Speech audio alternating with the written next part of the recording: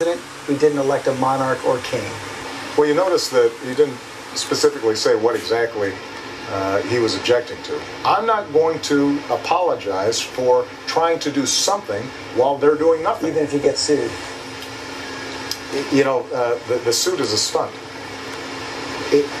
But what I've told Speaker Boehner directly is, if you're really concerned about me taking too many executive actions, why don't you try getting something done through Congress? The majority of American people want to see immigration reform done.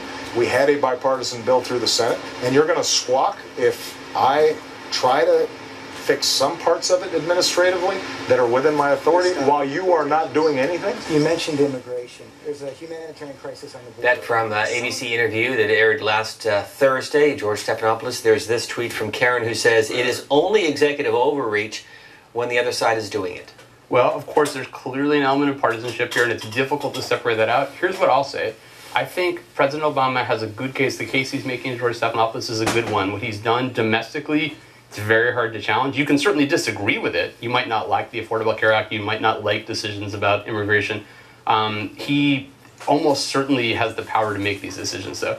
Here's what's interesting to me. For Speaker Boehner and Republicans and some Democrats who are uncomfortable with presidential overreach, I don't know why they don't focus more on the foreign policy and national security side. On that side of the equation, I think they have a much stronger argument. Things like the targeted killing program, use of military force in Iraq. There's actually legislation in Congress right now that's pending. A couple of Democrats proposed it. Congresswoman Hannah Busa from Hawaii, Congressman Garamendi from California, that would seek to prohibit President Obama from acting unilaterally in Iraq. Ironically, Speaker Boehner, who refers in his memo to the president acting like a king on domestic issues, when it comes to Iraq, he said, well, Speaker Boehner said, I can't do anything about that. It's the president's decision. I don't have the tools. It's something the president does. I would disagree with that. I think, no, the president cannot act unilaterally on foreign policy and national security issues. Congress does have a role there.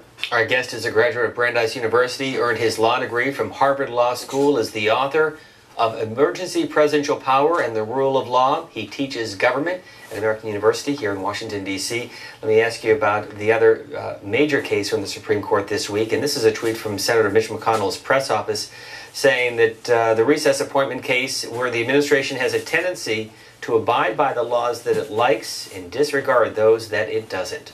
So I would disagree with that. I think what happened in that case was the Senate was not voting on not filling open vacancies in NLRB and other areas. President Obama took a view of recess power that was not preposterous. He lost in the court, and that happens sometimes. And sometimes you're wrong about what the Constitution means, but I don't think it was a clear overreach. The court actually ended up saying some recess appointments are okay sometimes. It just, the recess wasn't long enough this time. If it's 10 days, you can do it. And in the meantime, what happened, this is interesting to me, what happened in the meantime is it sort of got fixed politically. Not in a way that you may like, but the Senate decided to get rid of the filibuster when it comes to most nominations, apart from the Supreme Court. And that means that this problem won't come up, at least for the near future. So, and that's an interesting point, I think, for Speaker Boehner. If you object to what's happening with the Affordable Care Act, immigration, the EPA, there are actions Congress can take. And I think that's what the court will likely say in response to Speaker Boehner's planned lawsuit. We welcome your calls and comments. 202 is the area code, 585-3881. That's our line for Republicans.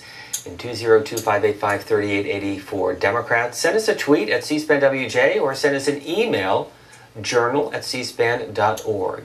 Does the Constitution clearly define presidential authority? Excellent question. No, it doesn't. That's a really smart point, because when you talk about the Constitution, when I was growing up, I thought I foolishly didn't read the Constitution. I was sort of intimidated by it as a kid. It's pretty accessible, but what you notice when you read it, there are a lot of open questions. Speaker Boehner, in the clip he played before, rightly described the Constitution as an outline.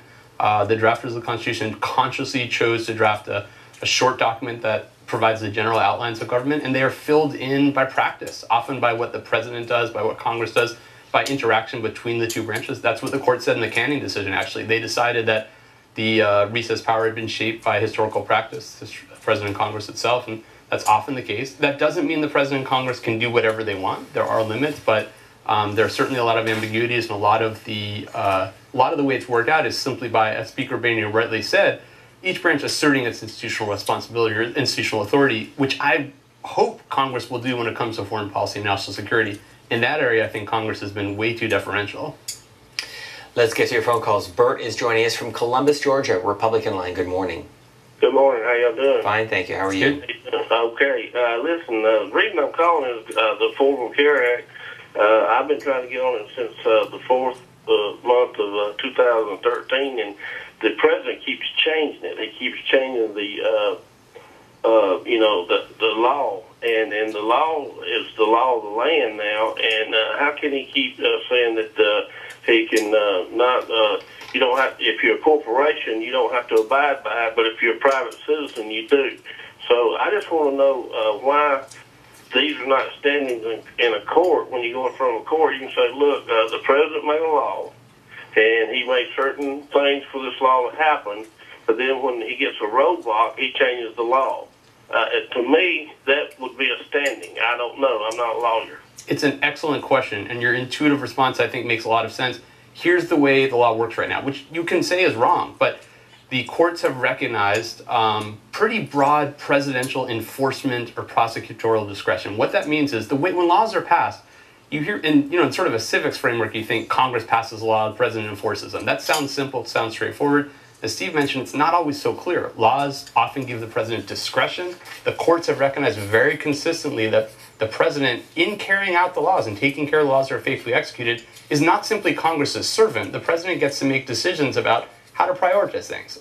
In the Affordable Care Act, if the president decides that it's necessary to put off the employer mandate for a year in order to make the law work, it's pretty clear the president can do this. The Administrative Procedure Act, passed in the 1940s, says agencies have a lot of discretion to do these things. The courts have said we will only override agency decisions in these kind of contexts if the delay is unreasonable, which probably means lasting for several years, and there's no good reason to put things off.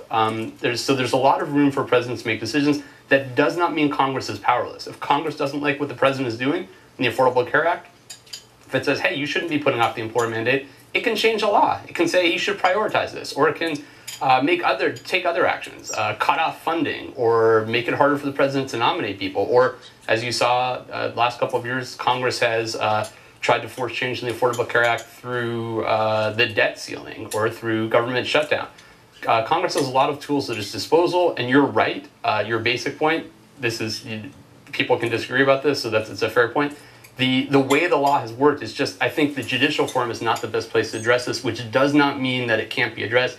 It's just something very likely that the courts would say the president and Congress should work out between themselves. Which is what James Ard makes in this point, sending us this tweet saying Congress has the only tool it needs to stop misdeeds by the president, stop funding things.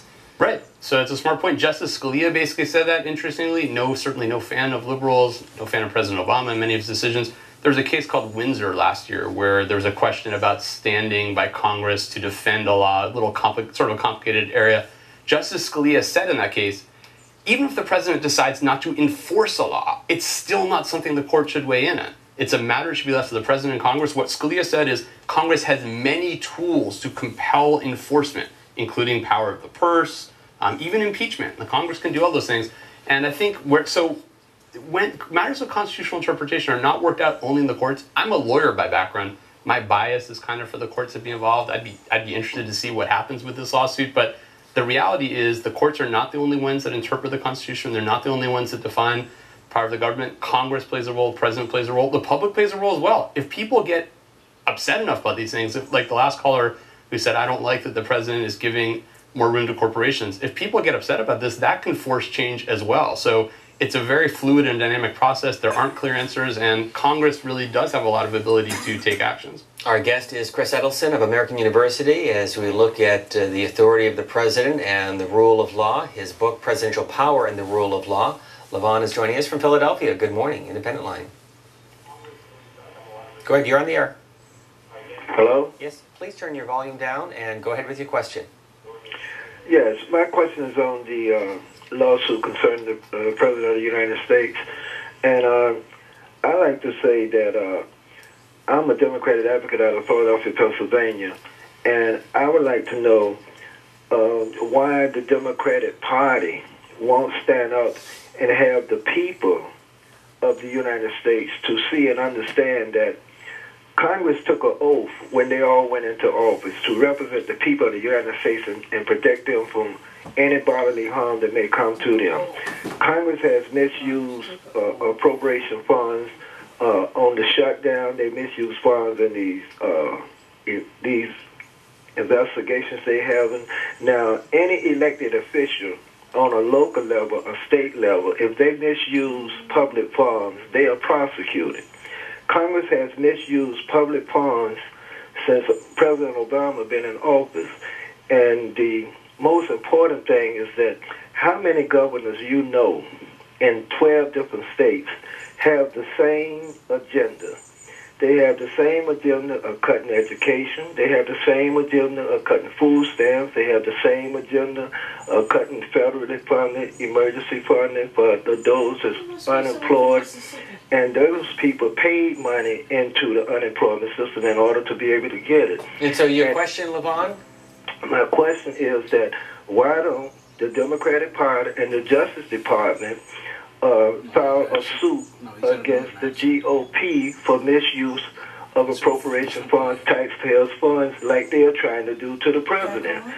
So you raise an interesting point here, and I think what you're getting to is the point that James Madison, the Federalist Papers, said the first check on government is the people. And if people get upset about anything, whatever, the first caller who said, I don't like that the president is giving more time for companies to comply with the Affordable Care Act, if you're not happy that Republicans are overstepping when it comes to the government shutdown, that really does matter. If enough people say anything, say something and take action and call their members of Congress, that matters as well. So I think what you're getting to is the fact that people are checked. I don't see a basis personally for a lawsuit against the president or against Congress. I don't think it's there in a legal forum, but I think there's certainly, what we're seeing here is an overlap between constitutional and political issues, and there certainly is wide room to disagree with the president or Congress.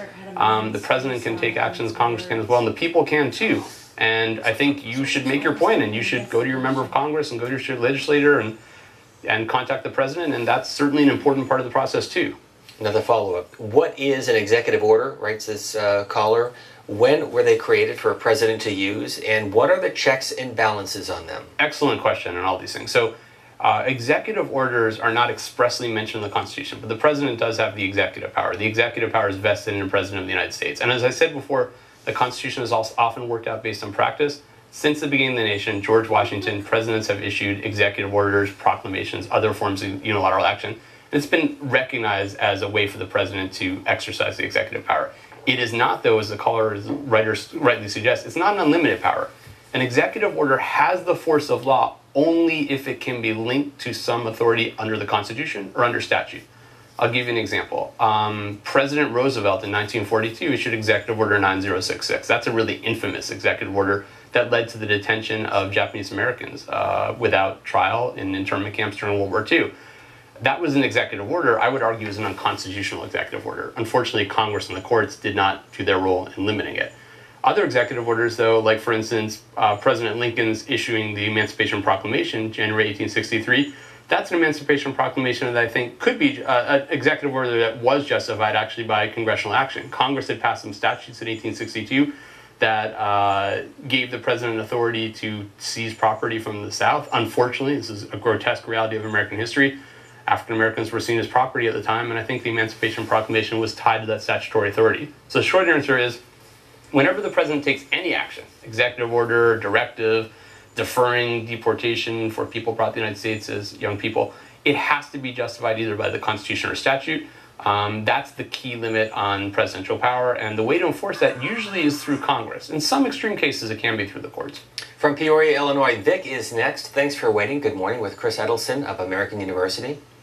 Yeah, I understand emergency powers because, okay, you just mentioned Abraham Lincoln, and he, threw the Supreme Court from Maryland into jail because he didn't want Maryland to become a state. He also, though, leaves off the part that once he did that, he recognized the South as another country or another origin. So actually, he actually made a mistake, and nobody held him to it. Well, you're talking about the Merriman case, a very interesting case in early 1861. And I think this is an example of presidential overreaching. President Lincoln although actually I should add a caveat there, President Lincoln did ultimately justify his actions. Initially, President Lincoln, at the beginning of the war, for good reason. Washington was in danger of being cut off, suspended habeas corpus. That means he gave the military the authority to take people who were suspected of being secessionists. A man named John Merriman was one in Cockeysville, Maryland, and to hold them in jail without access, in military prisons without access to the courts. Congress has that authority under the Constitution, not the president. The man who was imprisoned, John Merriman, filed a petition for writ of habeas corpus with Chief Justice Taney, a political opponent of Lincoln's. Taney said, "President's acting like a king, he can't do this." I think Taney was right to an extent, although he wasn't taking into account the context. Lincoln was doing this because of an emergency. And what Lincoln did, which I think did legitimize his actions, he went to Congress. He sent a message to them on July 4th, 1861, and he said, "Some of the things I did may not have been strictly legal. I did them during an emergency. I'm asking you, Congress, to ratify them now because they were done out of necessity," and Congress did. And I think that's a good model for emergency action. Next is, go ahead. No, please. If there's a real emergency and the president needs to act, because there's no time to consult Congress, in this case, Congress was out of session, the president can't do so, but the president has to make his case or her case to Congress, which Lincoln did. Next is Harold from East Alton, Illinois. Good morning. Thank you, C-SPAN, for taking a regular guy's call. We do it all the time. Thanks for calling in. All right, I was just thinking that if you look back on it, ever since his presidency began, they've been pretty much obstructionist against him, a party of no. So he hasn't really had a choice but to actually, to get anything done, he's actually had to do this on his own, and I think he's been within his rights. And I hope that, like, 100 years from now, when they look back at the very first black presidency, they see that the Republicans were a party of a whole bunch of old white guys. By the way, I am an old white guy. A party of old white guys that all obstructed the very first black president. So how far have we come on everything, you know, really? I think it's a smart point. Let me make a distinction, though. I think when it comes to domestic matters, your point is a very fair one. Congress has made clear if Obama supports something, they're not for it, even if it's something they once supported themselves. Like, for instance, immigration reform or cap and trade for carbon emissions. I think that's right, but here's the caveat I would make. On the foreign affairs side, national security, I think Congress has actually given the president a lot of room, too much room. I'll give you an example, Iraq. President Obama has made clear if he wants to bomb Iraq, he will do so. Members of Congress have encouraged him to do so. Speaker Boehner himself said, "Where's the president? He's napping on this." And that's an amazing statement to me. What Speaker Boehner is saying is the president should act. We, Congress, aren't involved. That's not what the Constitution says. Congress has the power to declare war. The president should not be making these decisions unilaterally. It's very dangerous, and history shows when presidents act unilaterally in the context of war, it's not a good thing. Congress, on the domestic side, I think you're right, has done everything it can to reject President Obama's agenda. He has tools available to him to act against that, of course, and he's using them.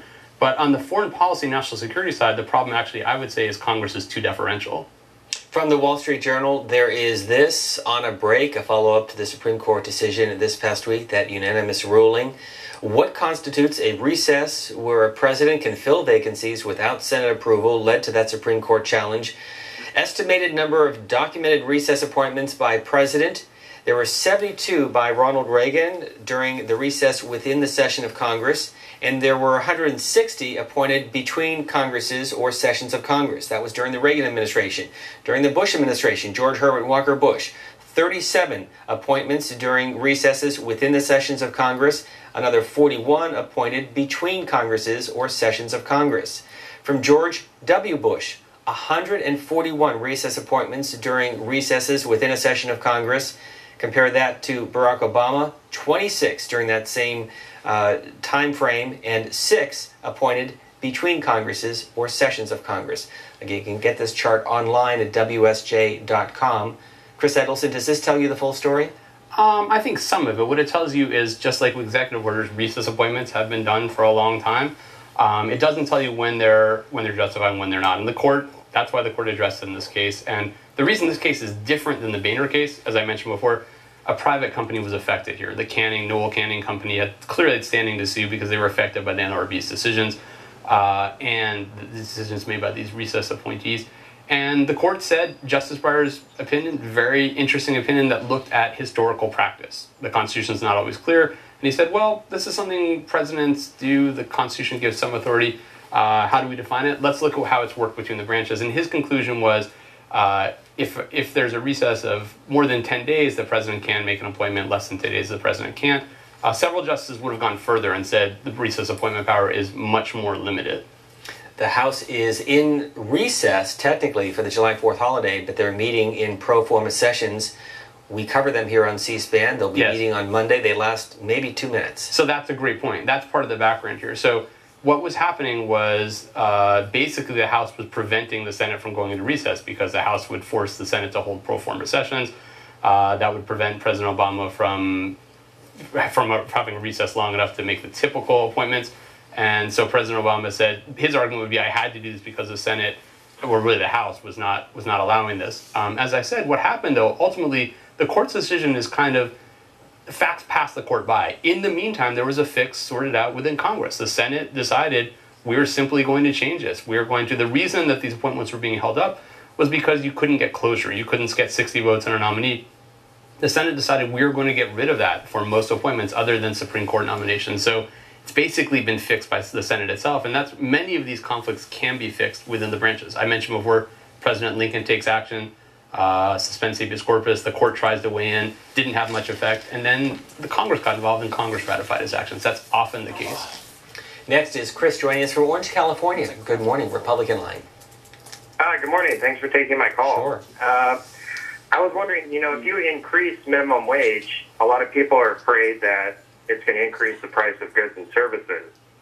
And I know you guys mentioned, like, IKEA, they can do it, so they're doing it, but what about, like, the middle-class mom-and-pop shops? Won't they suffer because of it? It's a great question. I'm not an economist. I'm not an expert in this area, but I have seen there are studies that I think you can look at that will give you a suggestion about the answer here. But it's important to note what's happened. So there certainly is support. President Obama would like to see the minimum wage raised. It hasn't happened. Here, when President Obama says, I need to act because Congress hasn't, that's what he means. He would like to see the minimum wage raised. Hasn't been raised in a while. It's at a pretty low level historically.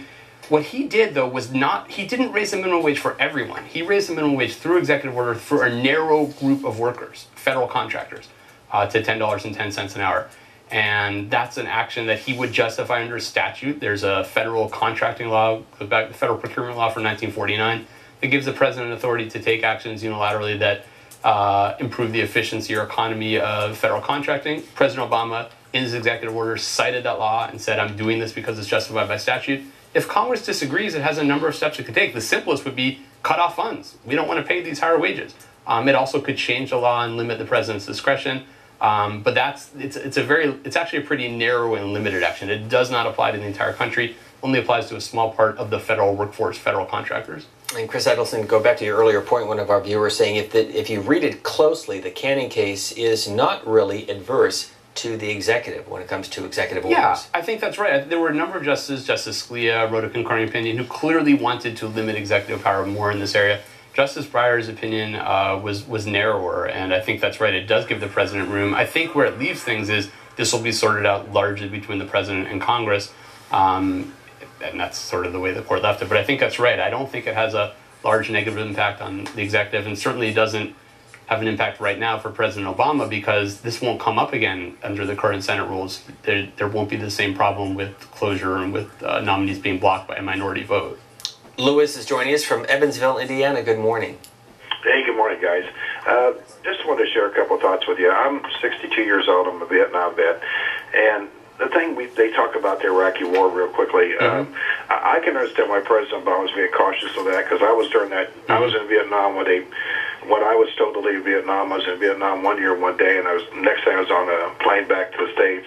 And the war ended just like that. As far as my role in the war, as far as this thing of I've been around the block here, and you see that your Mr. Boehner is wanting to sue the president. I mean, how would Mr. Boehner feel that all these folks that are unemployed that he deliberately pushes off to the side? Well, and this is going to be a crazy comment or question, we're going to call it. But what would Mr. Boehner do if all these unemployed folks all chipped in $1 and decide to sue him because he's delaying their unemployment? So I mean, I know it sounds No. I think you make a good point. No, I understand. So, a couple great points there. First, I'm glad you made it back from Vietnam. I appreciate that you did. I'm glad about that. I think you're right to raise these concerns about Iraq. That's certainly, to me, one thing I worry about whenever we hear about possible military action. There have been many military actions in the past that went wrong, and sometimes because presidents, in Vietnam, for instance, President Johnson misled Congress on the Gulf of Tonkin resolution.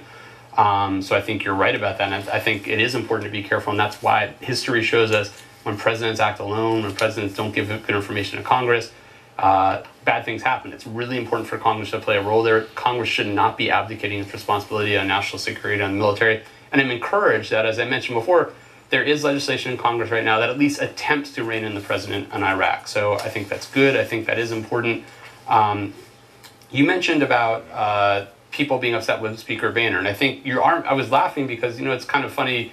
It's a different, sort of an unusual point of view, but the point you're making, I think, is a good one. As I mentioned before, people do matter, or at least should matter in a constitutional democracy. And if people see Congress as being distracted, if people say, Speaker Boehner is bringing this lawsuit, they could react in a couple of ways. They could say, good, we agree with him, he should be doing this. Or they could say, as you're saying, what's he doing? There are lots of other problems. We have an economy that hasn't fully recovered from the crisis of 2008, lots of people unemployed.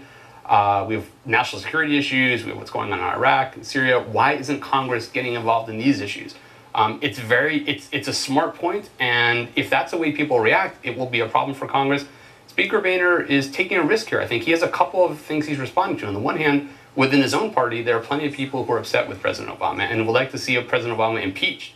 Speaker Boehner said this isn't about impeachment, but pretty clearly he's trying to satisfy them. The risk he runs is, will he alienate people like you who say, why is Congress talking about the president extending the employer mandate and the Affordable Care Act when we have all these other problems? So I think, no, it's a fair point you make. We'll see what happens.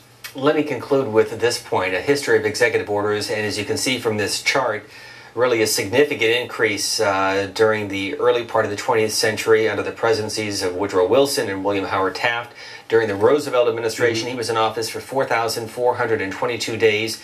President Franklin D. Roosevelt issued 3,522 executive orders. And then, of course, it's dropped significantly, really dating back to the Eisenhower administration. And Barack Obama on track to have the fewest number of executive orders since Grover Cleveland, which is the subject this morning of this editorial from the Washington Post, Reality Checks and Balances. According to the American Presidency Project, Mr. Obama is on track to have fewer executive orders per year on average than any president since Grover Cleveland in his first term.